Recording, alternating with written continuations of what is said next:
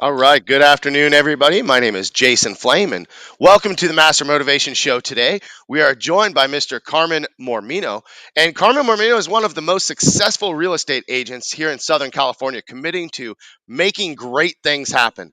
Along with his dedication to his clients and craft, Carmen is passionate about sharing his story, both through his first book, Making Great Things Happen, which is presently in the works, and through speaking engagements to inner city students, getting them to recognize and believe in the gifts they have inside, giving them insight on how he achieved this meteoric rise from struggling actor to one of the most respected and successful realtors in the state. While his unsurpassed commitment to his clients could be all consuming, Carmen maintains the ever so important work life balance, never sacrificing what is most important, priceless time with his wife of 26 plus years, MaryLee, and two daughters, Mia and Lola. For his clients, for his family, for the community, Carmen is continually making great things happen. Welcome to the show, Carmen. Thanks for joining us. Thanks. My pleasure. It's pretty cool. Yeah, this is pretty neat. I have to admit, this is the first interview where we haven't met in person and we haven't chatted a whole lot. You were referred to me by Mr. Michael Chabot, who was our guest last week. And, watching you a little bit on social media and seeing some of the great things that you talk about, I'm excited to learn more about you today and just share your story. So tell us a little bit more about this book you have coming up. Well, it's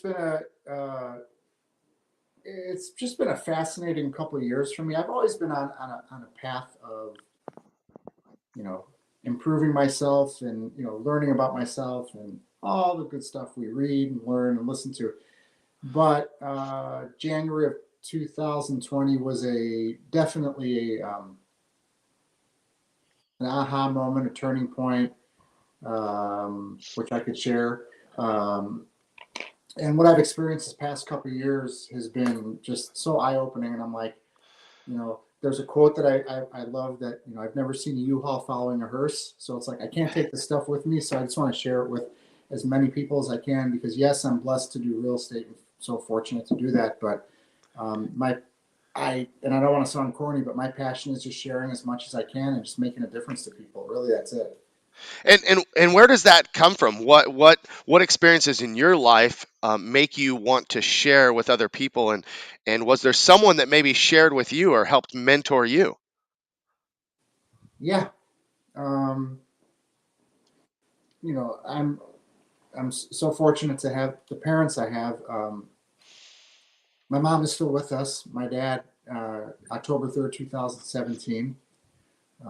He's my role model, my superhero, my everything that I just learned, not by my dad. He would never sit and talk to me and like say, well, I mean, sit and talk to me, but he would never say, this is how you do this. And this is how I just learned and absorbed by watching him and how he is with people, how he was with people, and the things he did, and the way he treated my mom, the way he treated my sister and I, and I just, if you want to talk about a mentor or role model, anything, there's just nobody I could. I mean, there's other people in my life that I've watched and admired, but there's nobody that.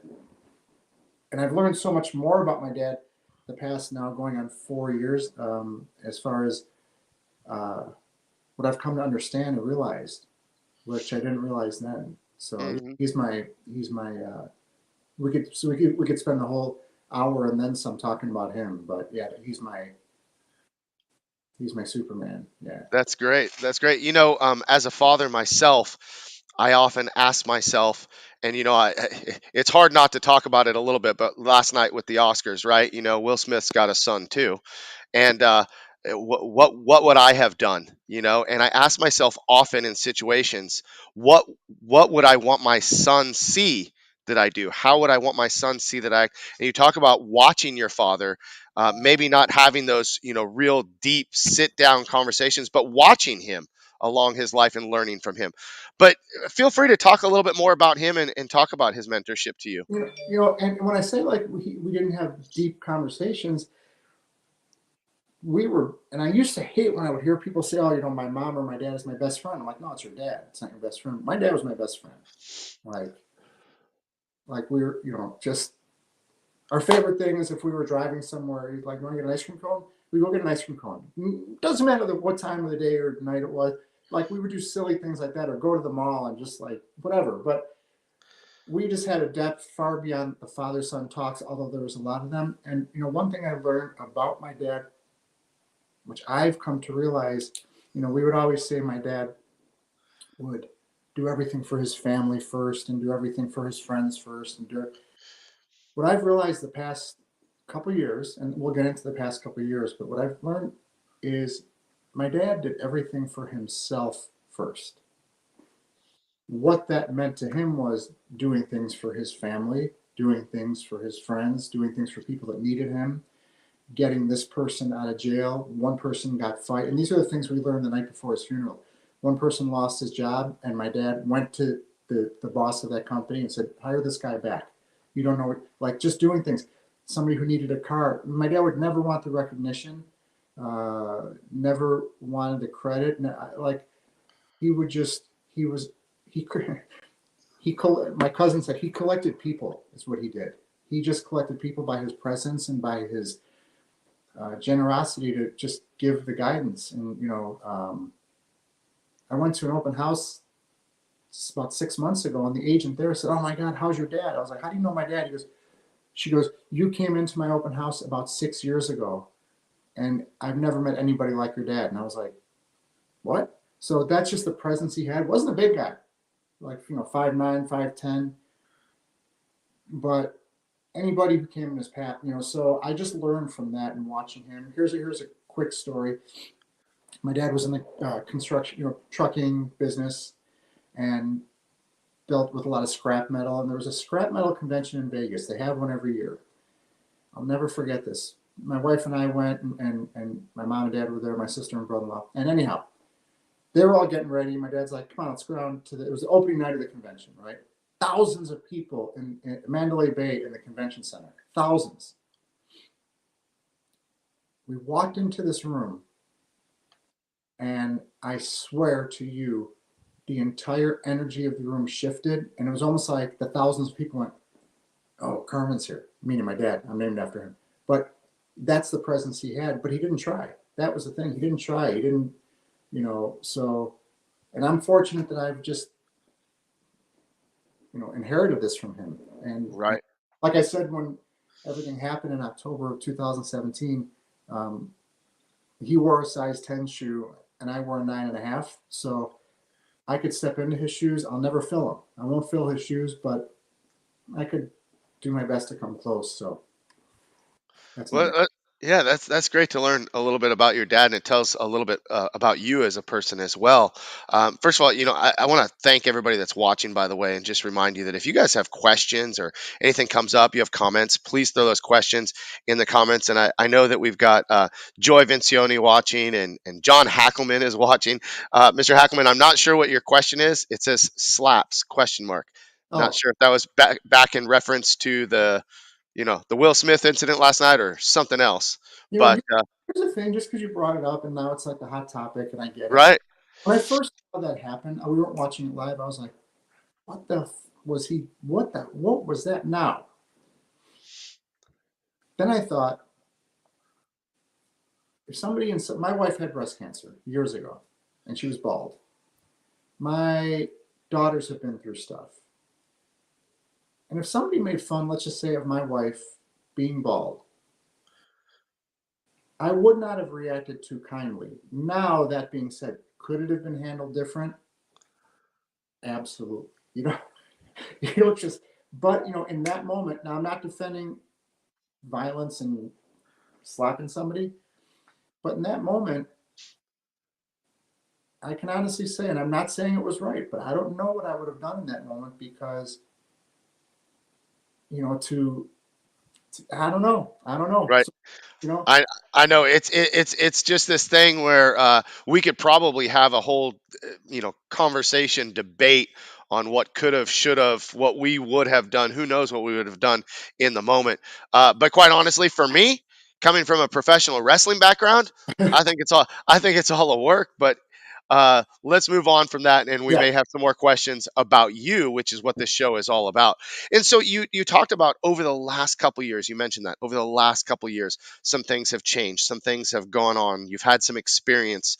Talk about that a little bit more. Okay. So, and I'm very transparent the reason why I'm transparent is because I hope like my experience affects somebody else who's maybe going through the same thing. Um, I've been doing real estate for 15 years.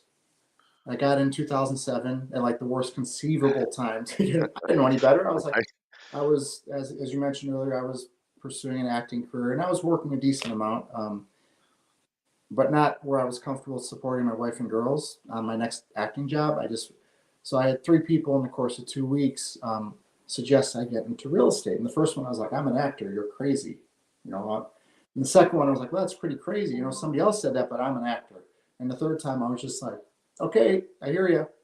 Told my wife, she's like, you know nothing about real estate. She was, but try it. You just never know. So got into it 15 years ago, and I continually rose, rose, rose, rose, rose, rose, rose. 2019, I had the best year I ever had, an outstanding year. But truth be told, no matter what kind of year I had financially, it was massive ups and downs. And if I shared the money I made in 2019 to actually utter the words that I had like financial ups and downs with that kind of income, it was like where so end of January or first week of February 2020, my wife and I are driving, and I'm going to be honest with those watching, whatever, I don't care. Um, Tens of $1,000, and it sounds like one of those stories like I came from here, and if you sign up now, you'll find it. That's not what I'm doing. 2020. Okay, so tens of $1,000, to be exact, like $32,000 in credit card debt. We were overdrawn in our checking account. Didn't know how I was going to pay my mortgage, but I put on that front of everything's great, everything's perfect. And my beautiful, precious Cinderella wife looked at me. She was, why do we keep ending up like this? Why? And this was ongoing. This was our whole married life, right? She's like, you work so hard, you take care of people, you're so good at what you want. She said, what? She said, how do you feel when you think about money? And I didn't miss a beat, and I said, sick to my stomach. And I was like, holy, am I allowed to say holy shit? Because I just did. You can say holy shit. I was like, I was like, it was like I hit a brick wall. I was like, oh my God. There was a, there's a hypnotherapist, energy work guy that I met a couple times that my wife saw a few times. I said, I call, if I may say so, his name is Nick Newmont Center in Gore Hills, changed my life. Called him up, left him a voicemail. It was a Thursday. I said, I don't care what your day is tomorrow. You have to get me in. This is an emergency. And that's all I said. He got me in at 9 o'clock in the morning that Friday. And with the exception of 2 weeks ago, for over 2 years, I never missed a Friday. It's non negotiable. Goes into what we're talking about. It's consistency. It's showing up. It's doing the work. You know, with what you do. You know, somebody comes to see you once a week for martial arts and they don't do anything else. But it's consistency. So I started seeing him, and um, from that moment on of where we were to today, it's a meteoric rise because I was honest with myself, and I had a horrible relationship with money. I was working so I wouldn't run out of money, which is like so backwards. Um, I used to say, well, it's not, you know, I whenever talk to kids at the high schools, I'd be like, well, if you know you're doing what you're doing, if you make it all about the money, then you're in trouble. No, you got to do it for the right reasons and for healthy reasons. But I realize I do love money. It's okay to love money. It's you know, it's okay to be able to provide for my family. So it was just a massive turnaround, but it was looking in here, and it wasn't, why does this keep happening out there? It was, what was I doing in here? And it was like, and still to this day, it's like layers of an onion just peeling back and peeling back and peeling back and being honest. And Yeah. And if I can kind of get to the point on it a little bit more, is what was it? And if you don't mind sharing, what was it at the core that was your biggest challenge? with money particularly? Um, just off the top of my head, uh, like anything in life, shit, if you have a negative, I'm trying to think of the best way what was at the core. It was a bad relationship with money where I was afraid of it. I think I was afraid of it. And anything in life, if you show something or somebody that you love them or you appreciate them or you respect them, they're going to want to be with you. That's not what it was. I think it's just because it was always such a struggle. It was always um, I used to be grind. You know, I play hockey. That's how I know Michael should go. Uh-huh. I'd have a 10:30 game. I'd get to sleep at 1:30. I'd still wake up at 4:24 every morning. That's mine and my dad's birthday. I'd set the alarm for 4:24. Um, you know, I'd be dead tired. I'd be grinding. Intensity like oozing out of my, like it was like I was too much to be around. Like, and then it was funny, not funny, but COVID hit and everything shut down, and it caused me to stop, and I erased everything I was doing and start over.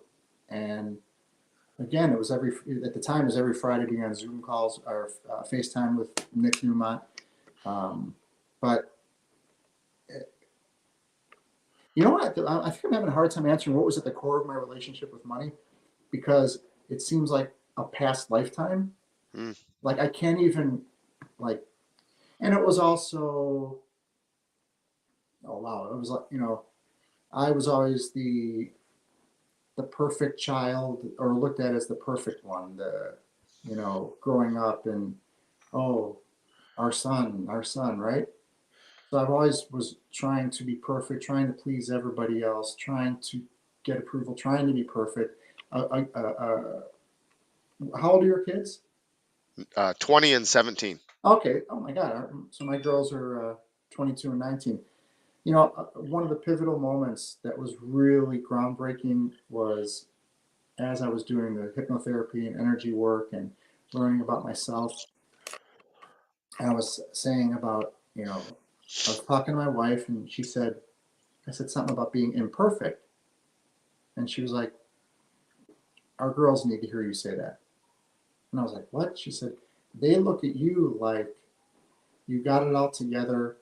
Everything's fine. No problems. Are you okay? Yeah, I'm fine. Like, they look at you like nothing ever phases you. I said, I'm the most perfectly imperfect human being on the planet, inside, like busted up. And she's like, your girls need to hear that. I said, yeah, but they think I'm Superman. And she said, tell them that they're going to think you're even more of a Superman. And Right. and when I broke free of, see, it was a relationship with money, but it was more this stuff. Money's just the surface. When I finally realized it's okay to be imperfect and to show it and to have those moments, it was like the most groundbreaking, like not having to please anybody, not having to put up a front, you know. And I think that was it took all the load off. Right. Well, and as I'm listening to you talk about this, it makes me think about, how society makes us feel like we should be we should be perfect, or maybe not even society in general, but if you look at social media, Oh, right? The social media, how we look on social media is so important to so many people, and it's really it's hard to be real and to be raw, because you have this expectation, and then once that expectation builds up, it's like you're held to this standard that's very difficult to keep up with, right? yeah. I mean, I've just gotten to a point where, and I mean, well, here, you talk about social media. I will show you what I posted. I was showing homes on Saturday, and I'll just say, I don't know if you could see it. And wait, and this There happened. you Okay. I walked under this lamp. I was like, oh my God, this is hilarious, right? I look like a complete idiot, but I thought it was funny. So I put it on social media because you know what? If somebody finds that funny and endearing, and they're connected to me, and it inspires them, and it makes them happy, and it changes their day, cool. That's great. If they don't like it, then they should just follow somebody else. Sure. You Scroll know, on. yeah, scroll on. I don't get involved in political discussions. I don't get involved in like the Will Smith thing, I back off from that because you're going to piss somebody off either way. So I'm just like, I'm just zipping it. I know, but I'm just going to be me and not try to be the perfect realtor, not try to be the perfect husband, father, son, brother. I'm going to do my thing, and it'll attract the right people. And I think that was probably, and it's ongoing as far as improvement, but I just think that's probably one of the game changing moments over the past couple of years. Yeah, and you talked about you talked about always grinding, right? And we see, once again, social media, society, we talk about grinding, how people take such great pride in working hard and working hard. And coming from a family where my father was an extremely hard worker, he was in construction from the Oh, really? from the time that I was born until even now. That's what he kind of does. And I've never known someone to work as hard as he has. But as I've learned in my years and over my time, is how to work smarter Oh my and God. get just as much done. For me, like, I used to think coming into the karate school at 8 a.m. and leaving at 10 p.m. was the thing to do. Well, Wow. now I like to get as much done in those 14 hours in maybe 2 or 3 hours. And so, being productive versus being busy, because it's, I hear people, I'm so busy, I'm so busy, I'm so busy. But what are you accomplishing? What are you doing? What are you getting done in that time?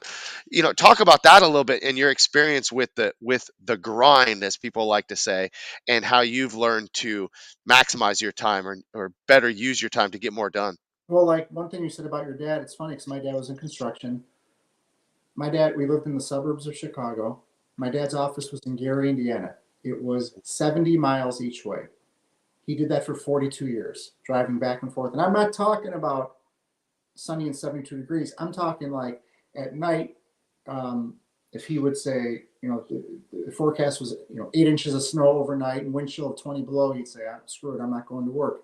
Sure enough, because my bedroom faced the front of the house, I would hear him start his car from the inside of the house at 4:30 in the morning to warm that thing up, and he would go. So I get it. He loved what he did, right? So he didn't feel, but it was, he never let his foot off the gas. But it wasn't the grind like the, no offense to him, but like the Tony Robbins, like screaming, like it was. But he was unbelievable hard worker, but he loved what he did. What I realized when COVID hit was like, I'd set my alarm for 4:24. I'd be at the gym by 5:15, be at my office by 7. I was fried. When COVID hit, I was like, well, shit, I'm not going to a gym. Since COVID, since March of 2020, I don't set an alarm.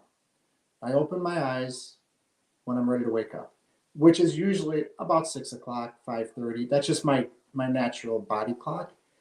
But I'm rested. I wake up. I feel good every morning. For 15 years, I write in a book, 3 pages every morning. It's my own like time just to get started.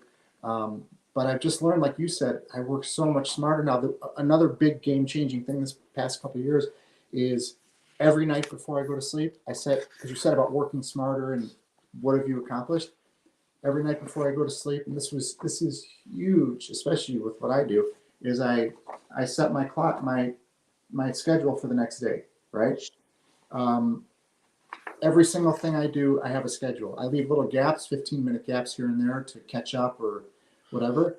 But if it's texting 75 people a day on my phone, if it's social media, if it's calling past clients, if it's whatever I have, I schedule it. So this way it's like this, and I feel like, and you're gonna veer sometimes, like with this today, I had my schedule, and you're like, can we do this at 12? I'm like, yeah, sure. So I moved some things around, Right. but it's just working smarter. And my dad used to say to me when he would watch me grind, he's like, "You're gonna burn yourself out." He goes, "You're gonna burn yourself out." I'm like, "No, I'm not. I'm fine. You don't know what you're." And sure enough, I did several times. So it's just Right. it's a whole combination of things. But that's sorry, my phone's going off. That's okay.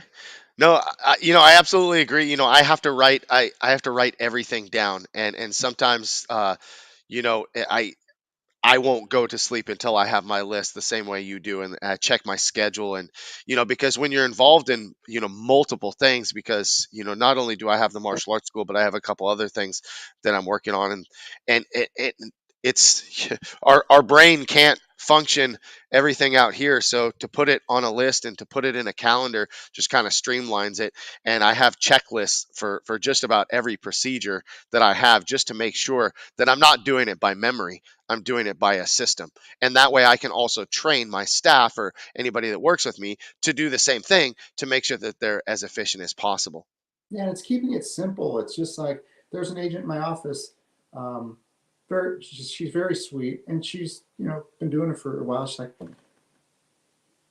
she goes, "Can I ask you a question?" She said, "I'm trying to think to do something outside of the box and like be different." And I'm like, "Why don't you just stick to the basics? Call people and text people." And she's like, "Yeah, but I kept telling her the same thing over and over again, and she wasn't grasping what I was." She's like, "Well, how are you at? I mean, 1,200 agents or there, I'm in the top 12." Like, she's like, "How did you do that?" I was like, "I stuck to the basics." It's just sticking to the basics, making a schedule, being consistent, um, and also keeping a balance. I mean, you have family too. It's like, uh, if you don't have that balance, it's gonna derail you, and something's gonna suffer. Right, right. So Yeah, something that I talk with, my not only my students but my children. Consistency over time. That consistency over long periods of time build healthy, strong habits. And so that, whether it's your fitness, your finances, your um, career, whatever it might be, consistency over time is absolutely the key. And I'm a simple kind of guy, just like you said. I love keeping it simple and not getting too far out of the box. I mean, every once in a while, having that new idea to implement to the system is great, right? Change it up a little bit, but when it comes to getting clients, for you as a realtor and me as a martial arts school owner, you know, phone calls, emails, text messages. What's the best way that we can communicate, the quickest, easiest way we can communicate and get that information out there. And social media has helped us change that curve pretty easily as well. I want to get back, talking about you being an actor, right? So when did that start? How did that start? I think people might be a little bit interested in that. okay, so it's so funny when I first got into real estate. People would say, "Oh, you're in real estate." I'm like, "No, I'm an actor." Like, I'd be like, "No, I'm not a realtor." Ew, right? Now it's funny, and I like talking about the acting side of it. Um, is I don't know why it's uncomfortable, but anyhow, so I I was always a creative type, and I think I was like, I don't know, sitting with my mom and dad, and I was like 23 years old, 22 years old, whatever, 23, 24, whatever it was. And we were watching a movie, and I just made the comment like, "Yeah, I just," and I in college, I went to Columbia College in Chicago, and I, um, you know, took theater classes, and it was something I was always in. I wanted to be a movie star, right? And I said something to my mom and dad about, "Yeah, that's what I want to do." My mom just went like, lovingly ballistic. "Then get the hell out of the house and move to California and pursue your dream." And I was like, "Jesus, I just said I would," So I moved out here, and that was the hardest thing for me to do, for my parents to see me. I was the first person out of cousins, everybody, to ever move out of Chicago, and it was hard. Everybody gave me a year, and I'd be back, and that was 30. I don't know, 33 years ago. But so, one thing that I thought Hollywood was waiting for me. I'm like, no, restaurants were waiting for me. I worked at a lot of restaurants. Which, here's a good lesson: is like, working in restaurants, right? Who are you dealing with constantly? People, all different types. You got to listen. You got to see what they want. And I was a good waiter. I was a good waiter. I was like really good. Um, but it taught me to deal with people. I worked in Beverly Hills all the time. Those are the restaurants I worked in, which exposed me to that lifestyle. So it didn't phase me if somebody pulled up in a Bentley or Rolls Royce, because I was like, I saw it so much. I was like, wow, that's really cool. I waited on celebrities. That didn't, so all the things that we think, um, maybe if somebody could say, well, I pursued acting all those years and look, I ended up a realtor, so that was a waste. Are you kidding me? Dealing with people, rejection with auditions. I figured I went on over 1,000 auditions. I worked a decent amount, but I got, okay, 1,200 auditions. I probably got rejected 1,150 times. So now if somebody says no to me, I'm like, okay, well that hurt. Moving on, so it all taught me, but it was fun. I don't miss it at all. But I mean, I got to work with Robin Williams. I got to work with Walter Matthau and Jack Lemmon. I got to be on Grey's Anatomy, ER, really fun stuff. But I'm glad I listened to whoever's up there saying you should get into real estate, because, and it also the acting made me very comfortable. I'm very big on like sending out video emails or posting videos and doing stuff like this. And the thing about being an actor is people think you're pretending. The good actors, look at them, they're pretending now. The best actors are being the most authentic and genuine and telling the truth in whatever situation that scene, that movie is, whatever that character is. And this is what acting just confused me to no end. I never knew what I was supposed to be doing. I trained like an animal as far as acting. I never understood it. And all it is you read the script, and acting coaches are gonna would shoot me for saying this, but all it is forget, the moment before and your character's backstory and all that stuff. It's like, look at the situation, step into it, and tell the truth. That's all it is.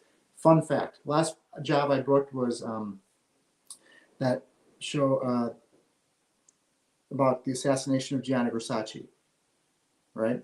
And it was on, I don't know what channel it was on. So December of 2017, a couple months after my dad was gone, my agent at the time calls me up and says, could you put yourself on tape?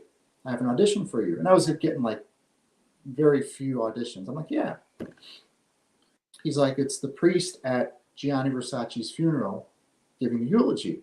I was like, yeah, send it to me. And I read it. I was like, oh my God. And I told my daughter, I was like, I'm going to go put something all black on to look like a priest.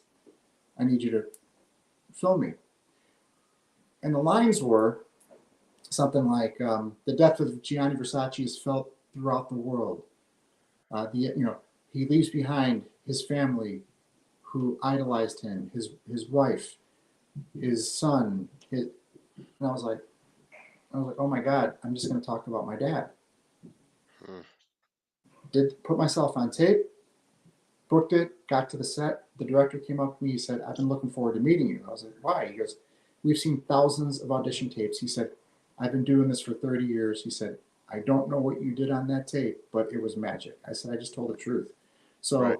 It just, the years of acting really prepared me just to be my authentic me. Uh-huh. So. Yeah. As I'm listening to you describe how, your methods of acting, it makes me think about my experience as a professional wrestler. And, Were you a professional wrestler, like like professional? WWE, Okay. AEW, all that stuff. Yeah. Yeah. So I got involved with an organization, but long story short is that I remember trying so hard to act a part, and someone said to me, "Your personality on screen is basically yourself turned up, 100 notches, right?" And that just, it's like, well, just go out and be yourself of what you really want to be, maybe, right? And it just changed the way that my whole persona in the ring, it was just me and not trying to be somebody else. Yep. So yeah, that sounds like a really fun experience. I mean, and you talked about rejection, as a realtor, as a martial arts school owner, and anybody in business knows that every no has a dollar value anyway, right? I mean, I could get 9 no's, and that one yes makes all 9, have a value. So you definitely get used to that rejection. And then you talked about being a waiter and learning about people. You know, my daughter happens to work at our restaurant, and it's one of the things that I love about it is she gets to meet people. I said, you never know who you're going to meet. You never know who you're serving and what opportunity can come from that.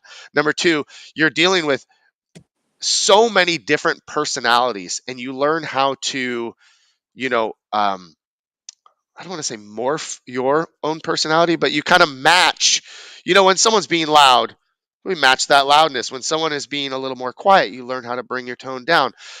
We in teaching martial arts, I do that so much of mimicking the student's behavior to meet them on their level. And I just think that that's a great communication skill to have. You know what? So those are all great experiences. Well, you know what it's called, and I love this too. It's like, and I use it all the time. Is like, we have two ears and one mouth for a reason.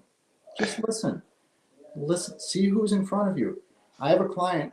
When I took the thing with the lamp or the thing on my head, we joke all the time. Yesterday, they got some news that rattled their cages. Basically, the house they live in, they're leasing. The owner's going to list it this week, and they want. So my client went into freak out, panic, freak out mode. Oh, she just sent me a text. Is that funny? I dialed back the joking. I Right. stopped. I didn't make a comment like, well, it looks like you're going to be homeless. Like, no. I was like, I told her, I said, we joke a lot, but let's pause here. So it's just, it's just reading the room. And it is morphing in a way. If I'm out here in Westlake dealing with an agent who knows me, I'm still myself. If I'm in Beverly Hills dealing with an agent there who's watched one too many episodes of Million Dollar Listing, I'm still myself, but a different facet of myself. Right. I don't put on an act. I don't, like you said, try to be something I'm not. I don't. I don't do that. But I'll know who I am dealing with and what part of me is the best part to utilize. I Right. guess. But and I just like I tell kids all the time that I talk to because they listen more. And there's nothing better than, and I coach hockey, and I communicate with, I've had parents tell me, we don't know what you're putting in Johnny's water bottle, but since you've been coaching him, he brushes his teeth, his grades are better, he makes his bed, he's more respectful. And I tell kids that the way you play hockey is the way you play life. It's the same thing. If you're going to cheat in life, you're going to cheat in hockey and vice versa. You got to give it your best that you can give. And I tell kids when I talk to them at the inner city schools, and all kids, and I believe with adults too, everybody's born with a gift. We're all here for a reason. And if you just go, wow, I am special, and wow, I can offer. If you work from that place, and we hear it all the time, gratitude, but it's true.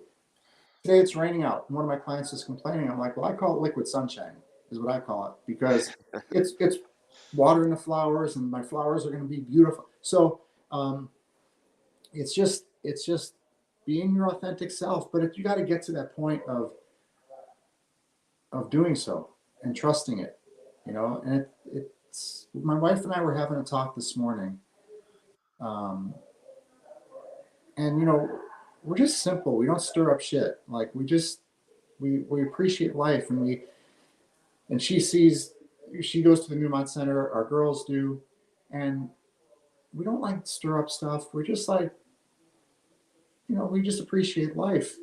And I was like, wow. I said, so many people are just missing the boat. They're just coasting through life, and then they die. Like they don't do things like you do, making a difference. They don't like dig deep in their heart. And she looked at me. She goes, "That would be kind of simple, though, wouldn't it? Just not because it's a journey. You talk about Michael Chabot. I mean, with that guy, with his, what they've been through. Like, my dad always had a saying, "Nothing's so bad it can't be worse." When I lost my dad, Michael Chabot was one of the first people that found out, and I thought it was the worst thing that could ever happen. And then February 2018, what happened to them, and it's like it, so it's just appreciating things, and I don't know. We could just like go on and on about. Sure. Well, I think you talk about how other people, we look at social media, and it's easy to get caught up. It's easy to get caught up with what everybody else is doing. It's easy to follow along. It's easy to go with the flow. It's easy to be status quo, right? It's hard to look inside and, like you said, find your gift and use it. It's hard to accept responsibility. It's hard to take ownership for your faults and your shortcomings. It's hard to improve on those things, you know. So it's a matter. I read a meme the other day of it, it's it was talking about a lot of things that are easy, and just that same examples that I was getting. It's easy to eat trashy food, but it's hard to live a long time with that, right? It's easy to not work out, but it's hard to be healthy, that kind of thing. And it just things like that I keep going back to, and I keep looking at, if I'm the best version of myself, I have the ability to help other people, not only by just inspiring them, but coming from a place, your perspective, really teaches a lot. And so, you look at the rain as liquid sunshine, and everybody else is looking at it like it's dark, and I'm going to stay at home today. Oh, I'll take a day off, instead of, maybe I get to make more phone calls today. Maybe I get to do something else. Just looking at that other side of the coin every You time. should you should see me yesterday, like when I knew it was going to rain. I'm from Chicago. I'm not the type that rains. I got to stay home. But I thought yesterday I was so excited. I'm like, okay, I'm going to prepare. I'm gonna wash my car so it's nice and clean, and I'm gonna leave it in the garage when it's raining. So then Tuesday it's clean. Like I was so excited about today that it was gonna rain because exactly what you just said. I was like, I'm in my home office right now. I was like, I'm gonna stay home. I mean, I accomplish the same stuff here as I do at my own office, but I was like, I'm gonna stay home and just like almost like reboot and do my stuff and look out in my backyard. So yeah, it's and I don't. My wife always says people only know what they know, and if somebody's gonna look at the rain and be miserable and say it sucks and it's dark out, that's all they know. And I don't judge. Like I don't. But I just wish I wish like, and this is like with what you do. I just that's why I like to just share everything I can because hopefully it makes a difference to people where it will change their point of view on things. Sure. I just if I could like if there's one thing I could say in this thing that makes a difference for somebody, that's so cool. Yes. It's just so cool. Like or when I'm talking to kids and I'm talking to always happens pre-COVID, I'd be talking to a classroom, right? And I'd be saying something, and I would make eye contact with one kid, and I saw in their eyes they got it. Right. I'd be moved to tears every single time, and I wouldn't mention it. I'd be like, I just made a difference, Right. Right. And there's a lot of people. I mean, doing what I do, but a lot of people going out with their hand out all the time, looking for things. My biggest joy is referring people to other people, and helping their businesses grow, and like anything I could do, I get. That's like my drug. That's like my heroin. Like, oh my god, you like my hair? Call up Tracy in Calabasas. That's who cuts my hair. Oh, you're having a rough time? Call up the Newmont Center. Oh, you need martial arts? Call up Jason. Like, I love doing that. I love it. Right. I think if you put things out in the universe in a positive direction, good things come to you from like back here. You'll never see it coming, but it happens. So Now, my experience tells me that when you were younger, that was not your point of view. Because I know when I was younger, my point of view was a lot about me, and me, right? What changed your mind, if anything, or how did you become that person that wants to share the success of other people, that wants to refer other people, that kind of, in a way, sounds like maybe you deflect that energy to you to put the light on others? I'll be honest. So that's an interesting question. That's pretty cool. I forgot what year it was, maybe 2013 or something. My parents were in town every Wednesday at Rodeo in my office. The weekly meeting set Wednesdays at like 9 a.m. Right. And when my parents were out here, my dad would always like wherever I would go, he would go. So it was cool. So he'd come to the meeting, and there was this guy that was speaking at the meeting about this seminar coming up, this thing coming up. And I'm like, yeah. And it was like, I don't know how much it was, $800 or something.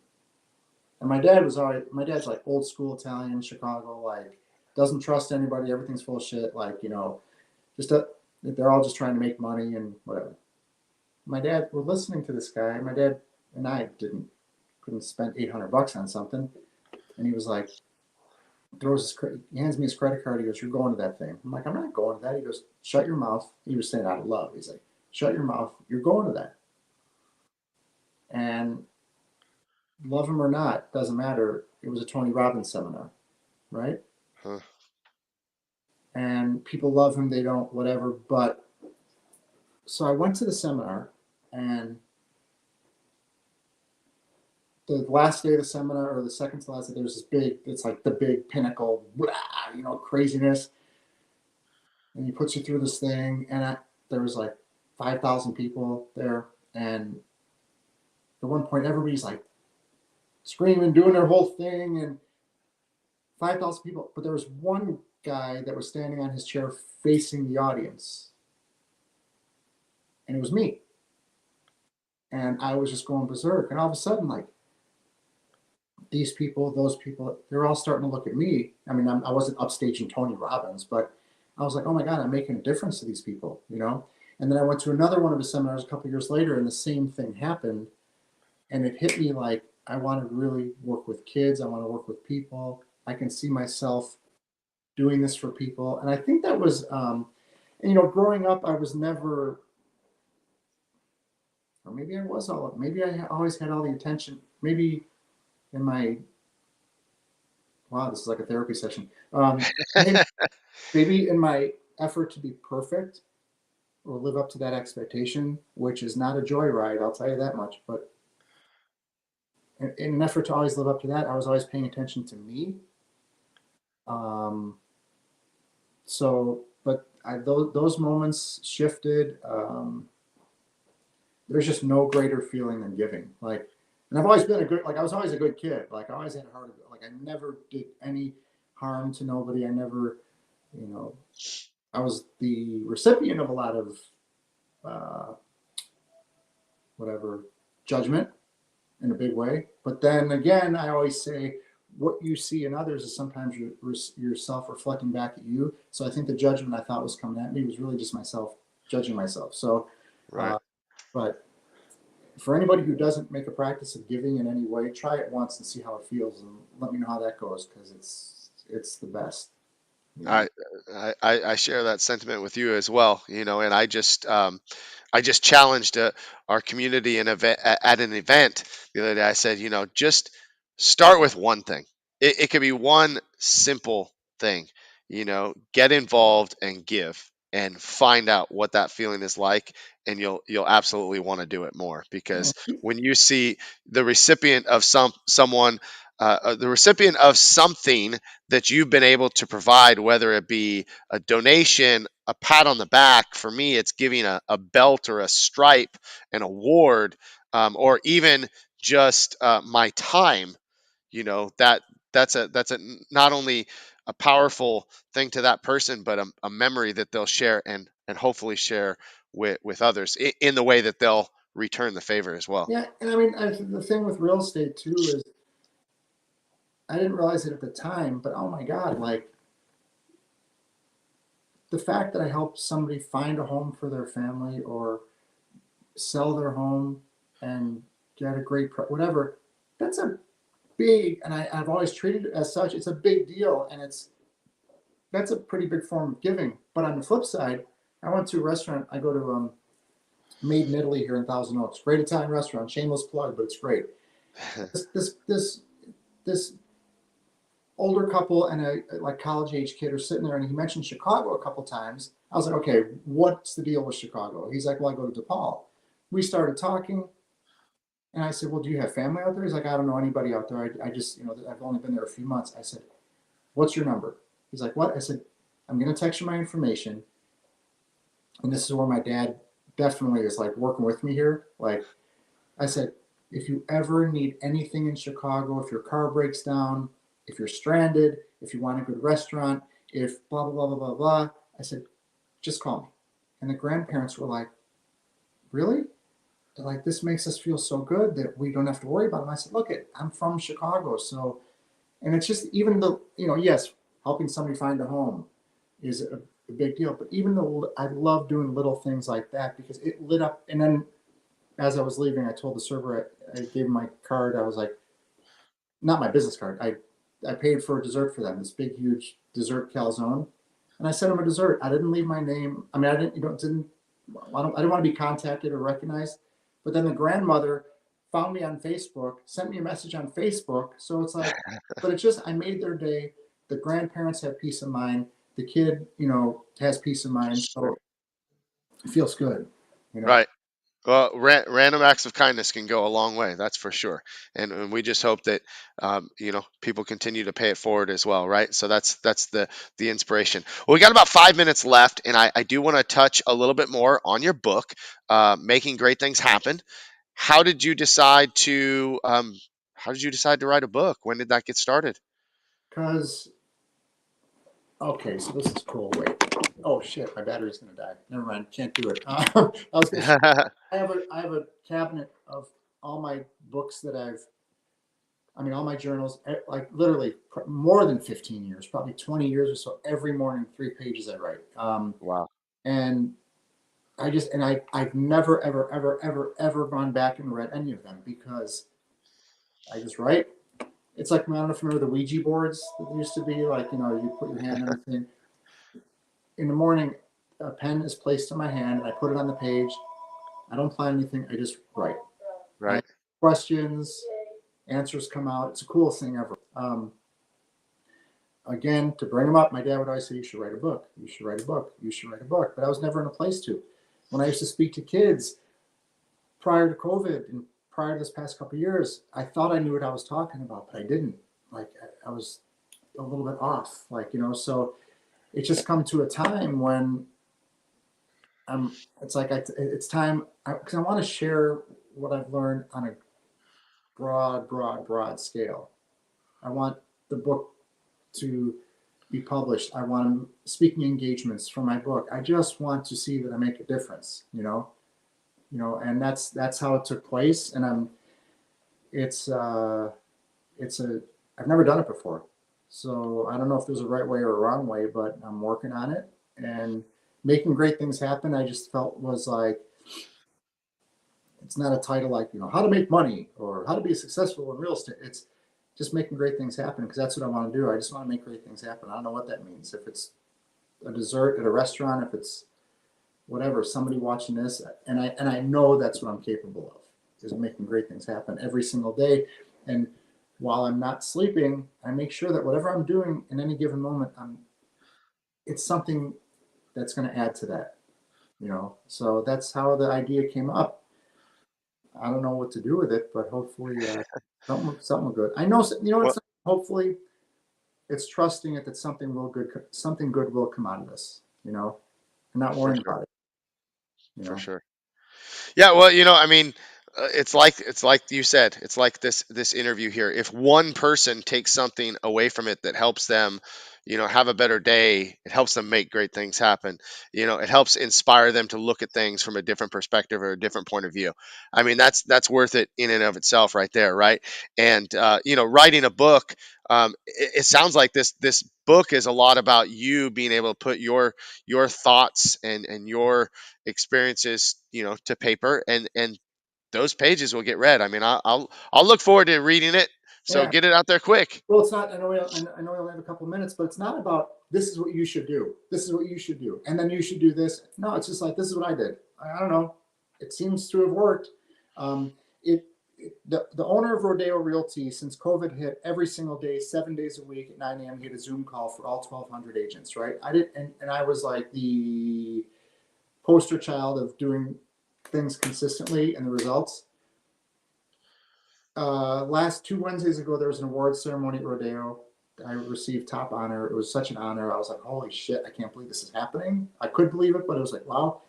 And this guy comes up to me, and long story short, he's heard me for the past, couple of years on these meetings, and he's in the same exact position that I was in January 2020. He's got 2 kids. He doesn't know how he's going to pay his mortgage. His checking account is overdrawn. He's got credit card debt. And I said, so let me tell you this. Right now, you're sitting at this awards thing because he got a smaller award. I go, you're sitting here going, I'm at this beautiful restaurant in West Hollywood, and I'm getting this award, but this is all an act because my financial life is in ruins. I'm miserable. I'm failing as a husband and father, and I just feel like I can't do anything. He's like, yeah. I said, I know, I've been there, and I shared it with him. So it's just that's why I'm excited about this book because again, it's not a how to succeed. It's like this is what I did, and I'm sure I'll send it to a publisher and they're going to rip it to shreds and go change and this, and this. And I might just say, no, I'm going to go to somebody else because you're missing the point here. So I don't know. Well, let's take a look. I mean, my favorite books to read are mostly biographies. I mean, I love learning about people's lives, and I learn about the successes and the failures. And I like it's one of the reasons I love this video series as well. Is I just love hearing about people's lives, and if I take something from it that will benefit me, cool. If I could share it with somebody else, that it benefits them, that's awesome. There's a few how-to books that I've read Yeah. that I've really enjoyed. But sometimes those books come across as listening to the speakers where there's a lot of rah rah, and then if you're not ready to implement, that's another thing about reading is if you're not ready to implement it, why are you reading it? What are you going to do with this information if you're reading just to read? Um, you Well, know, the old saying, the teacher comes when the student is ready, and that's that's why in February 2020, when I went to Nick Newmont, I was ready. And you just got to listen. And if you're not, anybody who's watching, if you're not at that place right now, it's cool. It's okay. Don't beat yourself up like, oh, I suck because I'm not ready. You're not ready. It's right. just like I told my girls. Mia is a musician. Lola, at 18 years old, opened her own private training facility in Westside Village, and they want more. They want more. They want more. They want more. I said, and I made this up. I didn't hear it. I was like, you're on the elevator. You're in the elevator. You're going up. I said, but you could hit that button to where you want to go a million times, hoping that elevator goes faster. It's not going to go faster. Just be in the elevator and go on the ride. And that's what I'm finding. I'll have to put that in the book. Yeah, that's a cool thought. Actually, that's a really cool thought. Well, hey, we're about at our time, and I just want to thank everybody that's watching this now or will watch this later.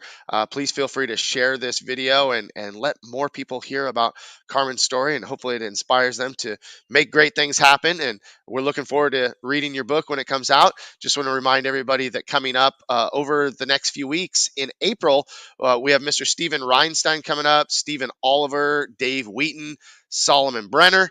A lot of great guests coming up this month and in the rest of the months. We're booked out all the way through 2022. And I'm having a lot of fun with this, having a lot of fun getting to know some great people and just sharing their stories. So, once again, Carmen, thank you so much for being on the show today. And I look forward to talking to you more again. Thank you so much. I really look at it as a privilege. I really do. I really do. So I appreciate it. Well, you guys heard it. Go out there and make great things happen. Have a great day, and we'll see you next week. Bye, everyone.